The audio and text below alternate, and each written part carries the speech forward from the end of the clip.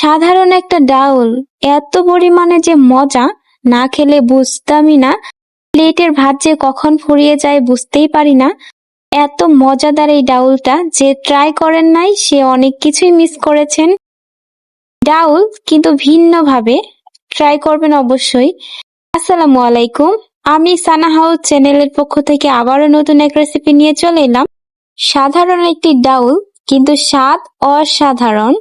শেষ পর্যন্ত অবশ্যই দেখবেন, স্কিপ না করে। আশা করি ভালো লাগবে। এখানে আমি 2টি টমেটো নিয়েছি, ধুয়ে পরিষ্কার করে নিলাম। ডালগুলোকেও পরিষ্কার করে নিব। এখানে ডাল রান্নার জন্য 2টা টমেটো, রসুন, পেঁয়াজ আর শুকনা মরিচ নিয়েছি। এখানে ডালগুলো প্রেসার কুকারে দিয়ে দিব, দিয়ে এক এক করে সবগুলো উপকরণ দিয়ে দিব। এই ডাউলটা আমি শুকনা মরিচ দিয়ে করব, এই জন্যই স্বাদটা অনেকটা আলাদা হবে। টমেটো, পেঁয়াজ কুচি, রসুন কুচি এবং শুকনা মরিচ কুচি দিয়ে দিলাম। পরিমাণ মতো লবণ দিয়ে দিলাম, দিয়ে হলুদের গুঁড়া দিয়ে একটা দারচিনি দিয়ে দিলাম ফ্লেভারের জন্য। পরিমাণ মতো এখন পানি দিয়ে দিব, দিয়ে নেড়ে চেড়ে একবারে প্রেসার কুকারের ঢাকনাটা লাগিয়ে চুলা অন করে দিব। এখন প্রেসার কুকারটা চুলাতে বসিয়ে দিব রান্নার জন্য। 2-3টা সিটি চলে এলে ঢাকনা খুলে দিব। একদমই হয়ে গেছে। এখন ঘোটা দিয়ে দিব, ডাল ঘুটনি দিয়ে সামান্য পরিমাণে, তাহলেই হয়ে যাবে। এখানে বাড়তি কিছুই করার দরকার নেই, পরিমাণ মতো মশলা দিয়েই প্রেসার কুকারে সিটি দিয়ে দিলেই হয়ে যায়।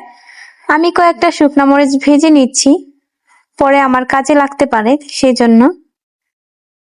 এইভাবে একবার হলেও ডালটা ট্রাই করবেন। একভাবে খেতে খেতে একঘেয়ে লাগে, একটু ভিন্ন কিছু হলে মন্দ না। তো এখন আমি ডাউলটা বাগার দেওয়ার জন্য সামান্য তেল দিয়ে দিলাম।